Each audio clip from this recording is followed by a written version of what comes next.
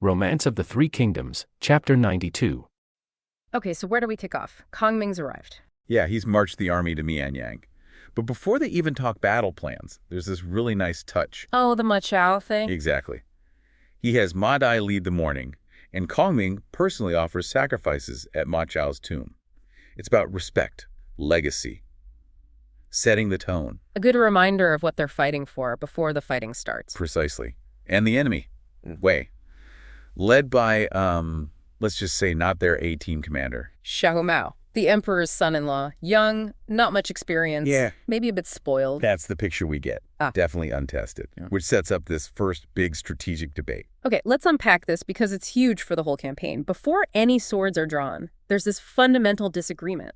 Wei Yan steps up. Yeah, Wei Yan, the veteran. And his plan is, well, it's bold. Really bold. High risk, high reward stuff. He's basically saying, look, we're outnumbered. Our only edge is surprise. Exactly. Forget the main roads. He wants to use the Ziwu Valley. Which is notoriously difficult terrain, right? Yeah. Barely a path. Oh, treacherous. It's a shortcut through the Quinling Mountains. Super narrow, winding, totally reliant on good weather and, well, luck. And his plan is to take 5,000 elite soldiers. Just 5,000, yeah. Right. March them through this nightmare route, pop out near Anchang, behind enemy lines in, what was it, 10 days? 10 days, it sounds insane. But the payoff. The payoff, if it worked, was potentially enormous. The idea was Zhao, the Green Commander, would totally panic seeing troops appear from nowhere. He'd flee the way defense collapses. And Kongming marches up the main Shi Valley route, scoops up all the territory west to Zhanyang. Game over, almost before it begins. Yeah. One swift campaign. It would have been incredible. The fastest victory imaginable, maybe. Could have been, but, it all hangs on threads. Yeah. Zhao panicking, perfect logistics in impossible terrain, and crucially, no ambushes. And this is where Kongming slams on the brakes. Hard. Right. She shuts it down, calls it not a foolproof plan, no debate. Now, okay, here's where I always wonder. Wasn't Wei Yan kind of right? Wasn't the whole point to hit Wei fast before they dug in? Kongming's choice basically guaranteed a long, grinding war. That's the eternal Kongming question, isn't it? He's always weighing the odds, always looking at the resource difference. Shu just cannot afford to lose 5,000 elite troops. He's worried about the what if. What if Wei isn't incompetent? Precisely. What if they have good men, as he puts it? Any decent general would see the Ziwu Valley route, set a trap, and just annihilate those 5,000 soldiers. And the morale hit from that would be devastating, maybe campaign ending. Exactly. So for Kongming, a slow, grinding win is better than risking a quick, catastrophic loss. So he insists on the main road, the flat main road through Longyu. Yep. Minimize risk, control the variables. It's pure Kongming. But the text is clear. Wei Yan is not happy. He thinks it's too slow, gives away too much time. He believes it guarantees prolonged delay, playing right into Wei's numerical advantage. It's a real point of friction right at the start. Okay, so caution wins the day. The strategy is set. Take the main road. And who do you send first to test the waters and boost morale? Well, you send your most famous, most reliable hero, don't you? General Zhao Yun. The living legend himself, even though he's getting on a bit by this point. He is. But Kongming needs that initial success, maybe partly to show everyone, see, the safe plan works too. But Wei doesn't exactly roll out the welcome mat. Their vanguard sounds pretty tough. Oh yeah, Han Dai, a respected general from Ziliang, known for his mountain-splitting axe, and he's got 80,000 Qiang soldiers with him. And the family factor. He brings his sons. All four of them, Han Yang, Han Yao, Han Qiong, Han Ban. It's like something out of an epic setting up this incredible showdown. So Fengming Mountain, the battle kicks off, and Zhao Yun. Wow. Just explodes onto the scene. The text says he engages the eldest son, Han Ying, and kills him in less than 3 bouts. Less than 3. At nearly 70, still got it. Hasn't lost a step, apparently. But then he gets hairy fast. The other 3 sons attack him together. Yep. They surround him. One old warrior against 3 younger generals, all presumably skilled fighters. How does he handle that? The description is amazing. Pure skill and grit. He takes down Han Qi fairly quickly. But then Han Kong tries archery, fires 3 arrows fast, And Zhao Yun deflects all 3 with his spear shaft. Yeah.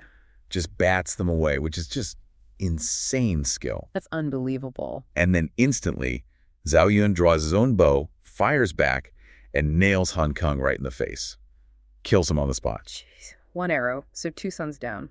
And he finishes by capturing the second son, Han Yao, alive. takes him prisoner. Yeah. So in minutes, he's dealt with all 4 brothers and their father's elite guard essentially by himself. That's why he's Zhao Yun, right? The dragon of Changban. Exactly. And the source even includes that famous poem, doesn't it?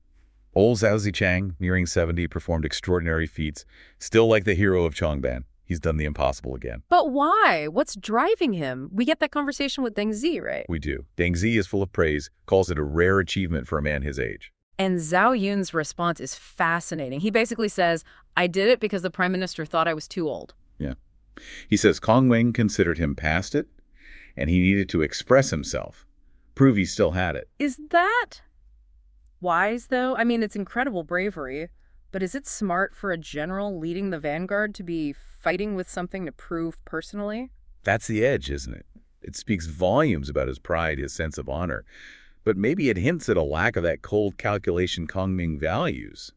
He's fighting for his reputation as much as for Shu. And that pride, that need to prove himself, leads right into the next problem. It does. Yeah. Because after dealing with the sons, he meets the father, Han De, in the next fight, and kills him in less than 3 bouts, too.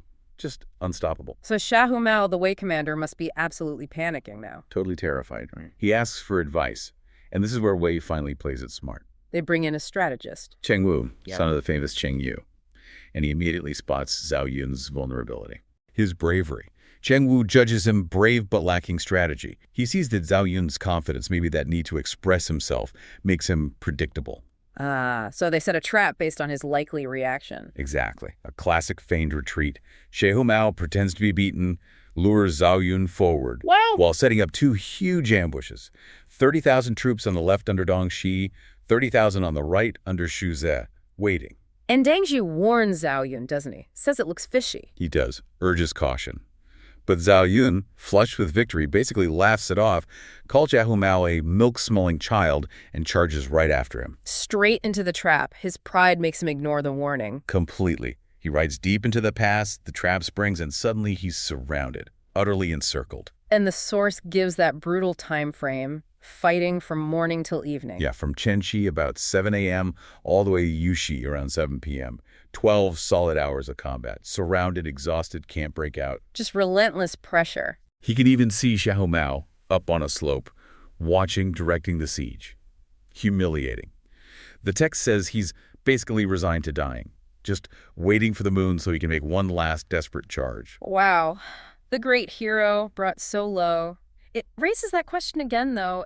If Kongming is Mr. Cautious, how did he let his best veteran walk into this? But maybe he didn't entirely let him.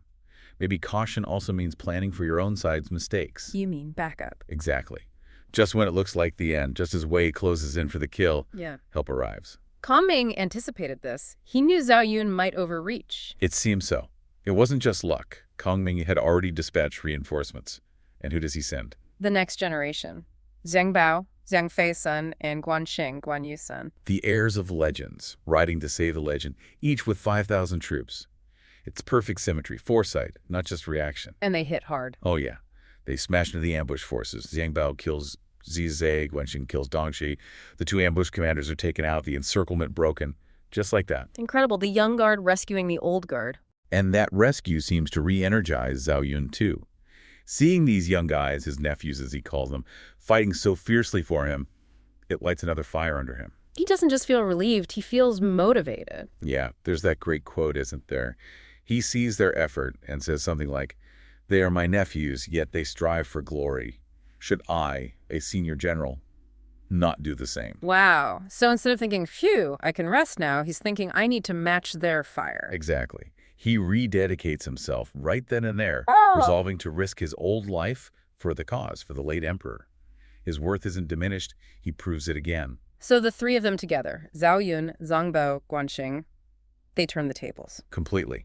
They rout the remaining Wei forces. Xiahou Mao barely escapes, flinged in man and commandery with like 100 guards. Total collapse for Wei's initial defense. So a massive victory in the field then. Yeah. But the immediate objective. That's the slightly anticlimactic part. Zhao Yun, Zhang Bao, and Guan Xing follow Xiahou Mao and lay siege to Nan'an. Deng Zi joins them. But they can't take the city. Nope. 10 days, the text says, and they can't break through the walls. Zhu Zhiliang, Kongming, leading his Shu forces north. Yeah. But he immediately hits this snag, this fortress city. Nanan. Right. And our sources, they paint a picture, don't they? Deep moat, high walls, basically not easy to attack. Standard impenetrable fortress stuff. It's a classic military problem, really, a stalemate.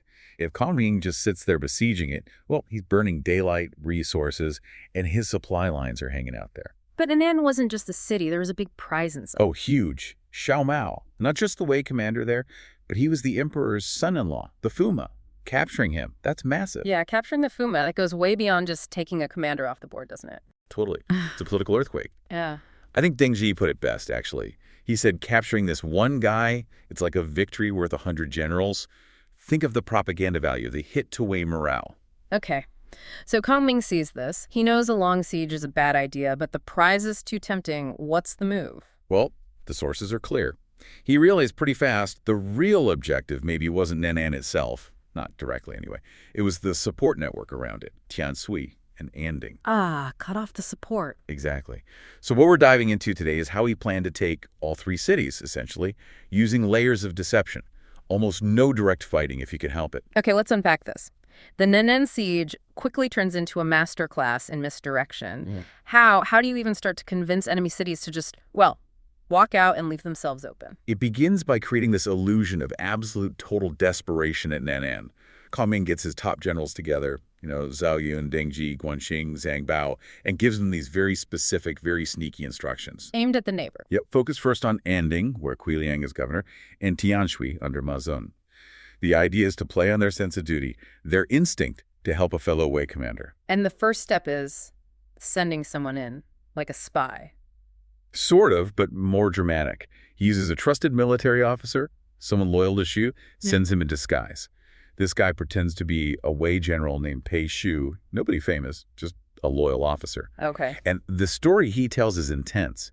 He claims he literally slain out of the heavy siege at Nanan. Picture this. Yeah. He shows up, maybe bloodied, definitely exhausted, practically begging for help. Wow. So you're not just getting a message, you're seeing the desperation firsthand. That's powerful. Exactly. And he's got proof, supposedly. Yeah. A sweat-soaked official document. And he tells them Nanan is setting signal fires every day. It's about to fall any minute. It's pure psychological pressure engineered to force a quick reaction. And Qi Liang over in Anding, he just buys it. Hook, line, and sinker. Takes the document, probably doesn't even question it too hard given the drama. He panics, raises maybe 4,000 troops, and immediately marches towards Nanan. Leaving Anding wide open. Well, not quite wide open, but crucially, only with civilian officials left in charge. He makes that fatal mistake. Because Kongming didn't actually want the 4,000 troops. Nope. He wanted the city. So Qi Liang is riding out, probably thinking about being the hero who saves Yahoo Mao, watching for those distant fires. And then the trap springs? Right when he's still miles away from Nanan. First layer activates. Guanxing smashes into his front line, blocks the road. Then Zhang Bao hits him from behind. Chaos. Total chaos. These Anding troops, they weren't expecting a fight. They were on a rescue mission. They just scatter. Qi Liang realizes he's been had, manages to scrape together maybe 100 guys, and bolts back towards Anding. Thinking he can get back behind his own walls. The only place he thinks is safe. But imagine that ride back, the panic setting in. Realizing the trap wasn't just out there, it might already be. Inside his own city. He gets to the moat, looks up, and suddenly arrows are raining down on him from his own walls. No. Wei Yan. Remember those secret instructions Kongming gave out earlier? Wei Yan had slipped into Anding under cover of darkness, disguised as one of Qi Liang's own soldiers. He took the gates before Qi Liang even got ambushed. So while Qi Liang is marching out, Wei Yan is marching in. Precisely. Wei Yan shouts down from the walls, "City's taken!" And just like that, Anding falls. No siege engines, no big battle, just deception. That is incredibly efficient. Ruthless, almost. One city down. And now Kongming has Qi Liang, desperate, army gone, city gone. He's got no choice but to go to Kongming's camp and surrender. Okay, so the military trick worked. Now what? Does Kongming just throw him in chains? Yeah, that's the fascinating next step. No, he doesn't. He treats Qi Liang like a distinguished guest, Shangbin. Rolls out the red carpet, basically. Why? Why be so polite to the enemy governor you just tricked? Because Kongming wasn't done with him yet. He needed Qi Liang for the next layer of the plan. This moves from military tactics to pure psychological manipulation. He's going to use Qi Liang. Exactly. He gives Qi Liang this golden opportunity to prove his newfound, totally fake loyalty. Go back to Nanan, he says. convince Governor Yang Ling, who happens to be related to a respected Wei official, Yang Fu, adding a layer of credibility, convince him to defect. Together, you can capture Xiahou Mao from the inside. Whoa, that's asking a lot. You're asking him to betray his own side, his own people, just after you captured him. It's a huge ask. But the sources say Kui Liang agrees almost instantly. Just like that. His only request, can you pull your armies back 20 li, just to make it look convincing? And Kongming agrees to that, pulls his forces back. He does. It makes the whole thing look more plausible to Nanan. So Kui Liang rides in Nanan, meets Yang Ling. And does he actually try to convince him? Oh, they conspire, all right. But not the way Kongming suggested. They immediately decide to execute the counterplan. It's called Jiangji Juji, basically. Turn the enemy's trick back on them. A double cross. Exactly. They think they've fooled Kongming. Kui Liang will pretend he's defecting. He'll lead a small force into the city, and crucially, he'll bring those two top Shu generals, Guanxing and Zhang Bao, with him as proof of his success. Luring them inside. Right into the governor's residence. Once they're inside, boom. Execute Guanxing and Zhang Bao. Then, raise a fire signal, the one Kongming is expecting, as the sign of success. Lure Kongming himself into the city and capture the mastermind. Okay, hold on. This feels incredibly risky for Kongming. He's sending Guanxing and Zhang Bao, two of his absolute best guys, sons of legends, into a city he knows is hostile, based entirely on his read of Kui Liang. What if he misread him? What if Kui Liang was actually loyal for a second? That is the million-dollar question, isn't it? And that's where you see Kongming's, well, his terrifying confidence, maybe. Was it reckless? Maybe. But he believed he wasn't gambling. How could it be so sure? Because he'd already given Guanxing and Zhang Bao secret instructions on what to do before they even set foot near Nanan's gates. He wasn't testing Kui Liang's loyalty. He was using Kui Liang's expected treachery. So the double cross was part of Kongming's plan all along. It seems so. He anticipated it. So as they all arrive at the gate, Kui Liang, Guanxing, Zhang Bao Kui Liang does this sneaky move, shoots a little hidden arrow up to Yang Ling on the wall. It's got a note attached, detailing their plan to kill the Shu generals inside. He thinks he's being clever. Thinks he's confirming the trap is set. Yeah. Yang Ling gets the note, comes down from the wall, all smiles, ready to welcome them in and spring the trap. Nut. But before the pleasantries are even done, before the inner gates are maybe even secured, Guanxing just draws his sword and cuts Yang Ling down. Instantly. What? Just like that? Just like that. The counter plan executed in a flash. And Kui Liang, he must have realized. Oh, yeah. Pure panic. He sees Yang Ling fall, realizes Kongming knew everything, and he just turns and runs to the drawbridge. Does he make it? Nope. Zhang Bao is right on him. Yells something like, "You rogue! Did you think your trick could fool the chancellor?" And then skewers him with his spear. It's brutal. Guanxing immediately likes the fire signal. Not the signal Kui Liang planned to lure Kongming into a trap, but the real signal. The signal for the main Shu army, waiting just outside those 20 li, to pour into the now leaderless city. So Nanan falls. Just instantly. Instantly. Xiahou Mao is captured alive. Wang Ping gets him. Complete victory. And it all hinged on Kongming predicting that Kui Liang would try to double-cross him. We have to come back to that core question, though. How did he know? Not just suspect, but know enough to risk Guanxing and Zhang Bao.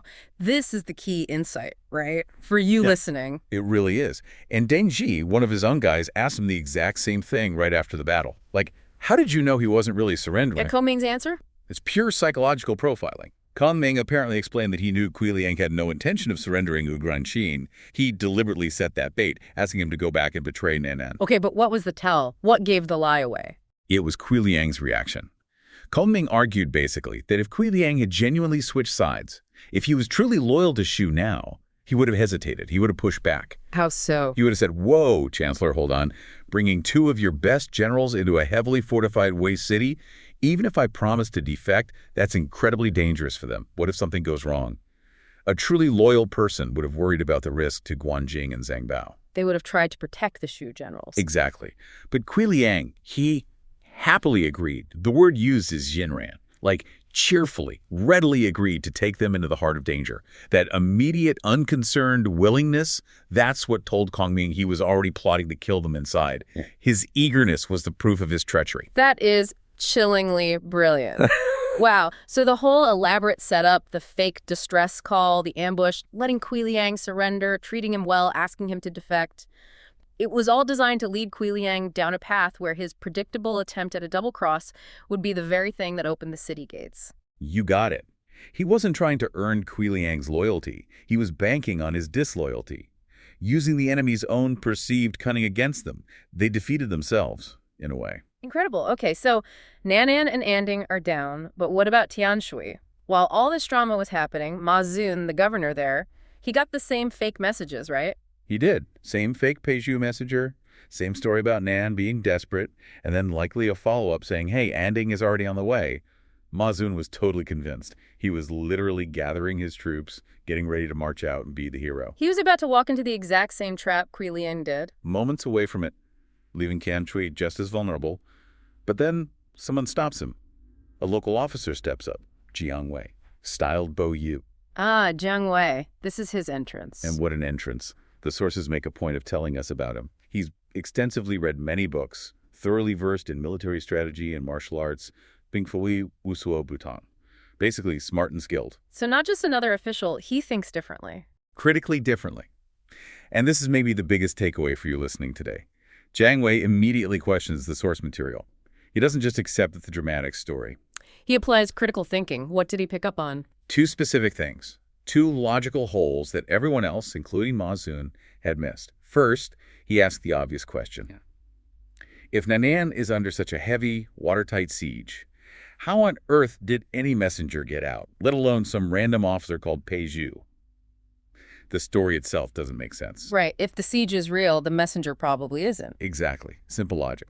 Second, he points out that the follow-up messenger, the one saying Anding had already left, that guy apparently had no official paperwork, no proper documentation. That's just not how military communication works. Highly suspicious. So he's looking at the procedure, the logistics, not just the emotional appeal. Precisely. He concludes, correctly, these messengers must be Shu officers in disguise. And the whole point is to lure Ma Zun out so Kongming can grab Tianshui easily. He saw right through the entire feint. Wow. He's operating on Kongming's level here, anticipating the deception. Ma Zun gets it instantly. He basically says, whoa, if it wasn't for you, Bo Yu, I would have fallen right into that trap. Jiang Wei literally saved Tianshui with just a few skeptical questions. And the story doesn't even stop there, does it? Jiang Wei doesn't just say, don't go. No. This is the kicker. He doesn't just foil Kongming's plan.